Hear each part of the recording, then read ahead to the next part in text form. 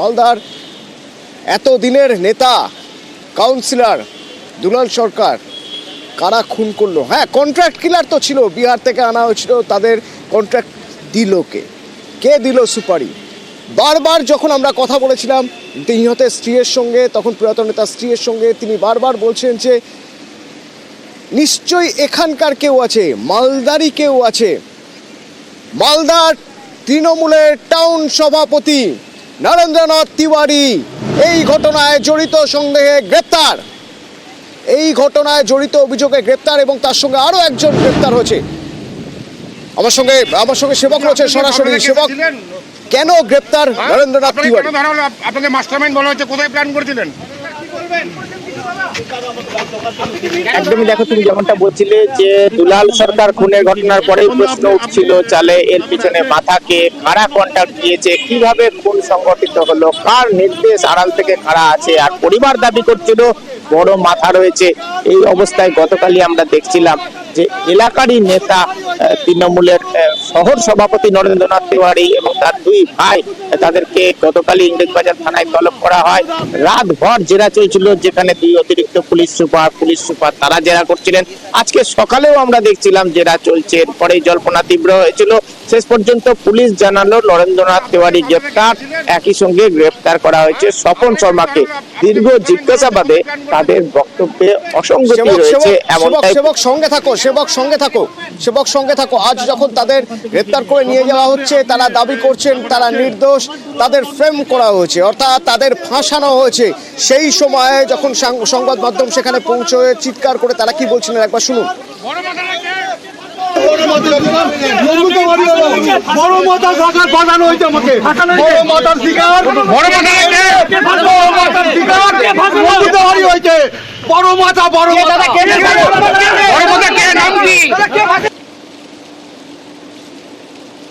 যে কোনো ঘটনায় সেবক, যে কোনো ঘটনায় যখন কাউকে দোষী সাব্যস্ত করা হয় বা অপরাধী সাব্যস্ত করা হয়, প্রথমেই কেউ দোষ স্বীকার করেন না, তাকে ফাঁসানো হয়েছে। এটা খুব সহজ একটা বিষয়, যেটা সবাই বলতে চান।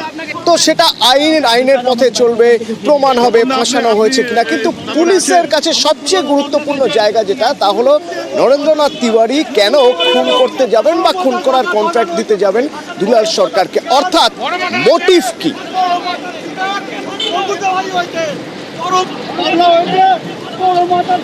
একদমই দেখো, এই মোটিভই এখনো স্পষ্ট করেনি পুলিশ। এখন পর্যন্ত জেরায় অসঙ্গতি, এমনটাই পুলিশ সূত্রে আমরা জানতে পাচ্ছি। এর আগে এই ঘটনায় 5 জনকে গ্রেপ্তার করা হয়েছিল, সেখানে কাকে সিসিটিভি ফুটেজে পাওয়া গেছে, তার কাছে অস্ত্র রাখা হয়েছিল। বিভিন্ন জনের বিভিন্ন রকমের ইনভলভমেন্ট এই খুনে, কার কি সেটা পুলিশের তরফ থেকে খানিকটা স্পষ্ট করা হয়েছিল।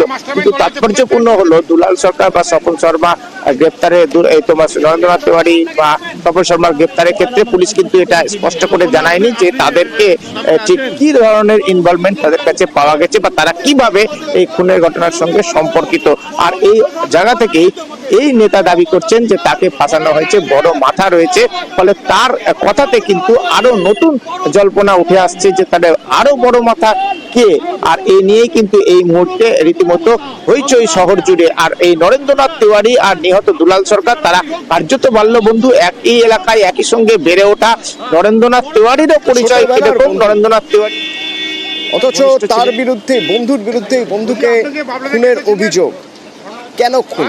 রাজনৈতিক কোনো সমস্যা, এলাকা দখলের কোনো সমস্যা, মোটিভ এখনো পর্যন্ত স্পষ্ট নয়। কিন্তু জেরার অসঙ্গতি পুলিশকে ভাবিয়েছে এবং আরো জেরা করা প্রয়োজন বলে মনে হয়েছে, তাই গ্রেপ্তার নরেন্দ্রনাথ তিওয়ারি। মালদারি কেউ জড়িত কোনোভাবে, একথা বারবার বলেছেন নিহতের স্ত্রী। যে কারা, কেন, সেটা আগে বার করতে হবে। কন্ট্রাক্ট কিলারকে কন্ট্রাক্ট বা সুপারি দিলটাকে? 2 তারিখ আর আজ 8 তারিখ, 6 দিনের মধ্যে গ্রেপ্তার তো হয়েছেন 2 জন, মোটিভ এখনো ক্লিয়ার না। গতকালও যখন আমরা তার স্ত্রীর সঙ্গে কথা বলেছিলাম, নিহতের স্ত্রীর সঙ্গে, তিনি সেই একই কথা বলছেন যে কোনো রকম কোনো সমস্যা তো রয়েছেই, মাথা বড় কেউ রয়েছেন এই ষড়যন্ত্রের পিছনে। ভালো পদ পেতেন দলে, এরকম একটা সম্ভাবনা ছিল। দলের থেকেই আমরা খবর পেয়েছিলাম, সেটাও তাদের একটা জ্বালার কারণ। এছাড়া আমি অন্য কোনো মোটিভ খুঁজে পাচ্ছি না।